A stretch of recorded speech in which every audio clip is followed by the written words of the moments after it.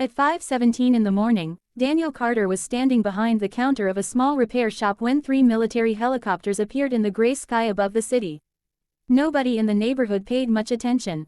Military exercises were common in the area, and Daniel had learned long ago that the best way to survive in a world full of powerful people was to remain invisible. At 38, Daniel was exactly that, ordinary. He rented a tiny apartment, drove an old pickup truck, and repaired generators, radios, and electrical equipment for a living. He had no military background, no wealthy family, and no influential friends. But Daniel possessed something people often underestimated, an extraordinary ability to understand systems. He could look at a machine for 5 minutes and tell you why it was failing. That morning, however, he discovered that machines weren't the only things he could understand. A military convoy suddenly stopped outside his shop. 6 armed soldiers jumped from the vehicles. "Daniel Carter," one of them shouted. Daniel slowly stepped outside. "Yes." The soldier handed him an envelope. "You are ordered to report to Fort Harrison immediately." Daniel stared at the envelope. "I think you've got the wrong guy."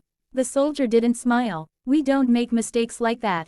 But they had. At least, Daniel thought they had. Inside the envelope was a photograph of a man who looked remarkably similar to him. The name beneath the photograph was Marcus Carter, a former military contractor who had disappeared 7 years earlier after stealing classified technology. Daniel had never heard of Marcus. Yet someone inside the military clearly believed he was him. Daniel was taken to the base and placed inside a small interrogation room. 2 officers entered. One was Colonel Reed, a cold, intimidating man. The other was Major Ellis, who barely spoke. "Where is the device?" Reed asked. "What device?" "The Atlas core." Daniel shook his head. "I repair generators." Reed pushed a photograph across the table. It showed a black metal box. "This device can shut down military communications across an entire continent. Marcus Carter built it. Then he disappeared." Daniel looked at the photograph. His mind immediately noticed something. "The casing is wrong." Both officers froze. "What did you say?" Reed asked. Daniel pointed at the image. "The ventilation slots are decorative. Whoever made this photograph used a prototype casing. The real device would have 6 slots, not 4. Reed leaned forward. "How would you know that?" Daniel suddenly realized he had said too much. "I don't." But Major Ellis was already staring at him differently. Daniel was released 3 hours later. Or at least he thought he was. As he walked through the base, he noticed soldiers watching him. Cameras followed his movements. His phone had been taken. His truck had been searched. Someone believed he knew something. And Daniel began to realize that this mistake could be turned into an opportunity. That night, he returned home and discovered that his apartment had been searched.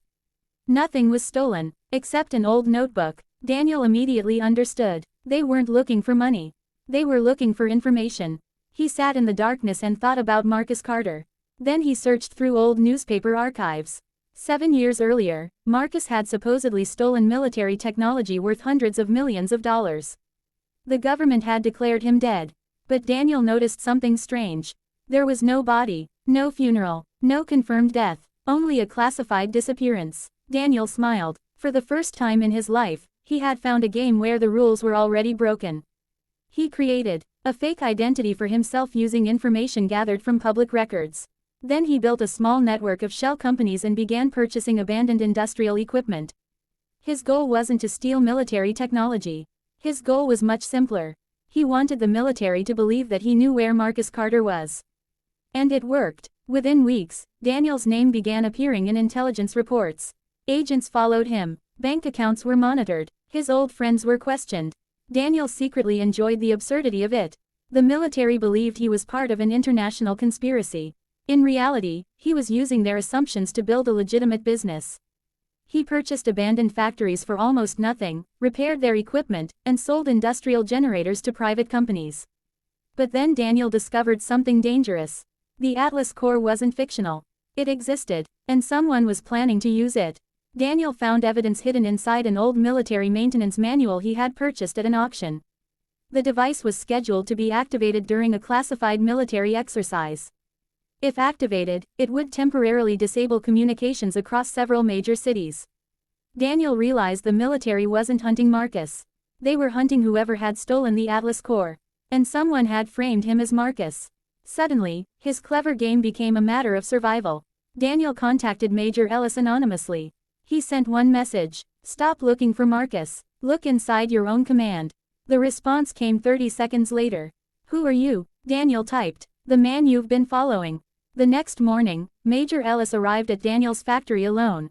You've been manipulating military intelligence for months, Ellis said. Daniel shrugged. You were looking in the wrong direction. Ellis placed a photograph on the table. It showed Colonel Reed meeting a private defense executive. Reed is planning to activate the Atlas Corps and blame the resulting blackout on a foreign government. Daniel stared at the photograph. Why? To trigger a military response, Ellis said. His company has billions invested in emergency defense contracts. Daniel finally understood. The entire conspiracy wasn't about technology. It was about money. Reed intended to create a crisis, then profit from the panic.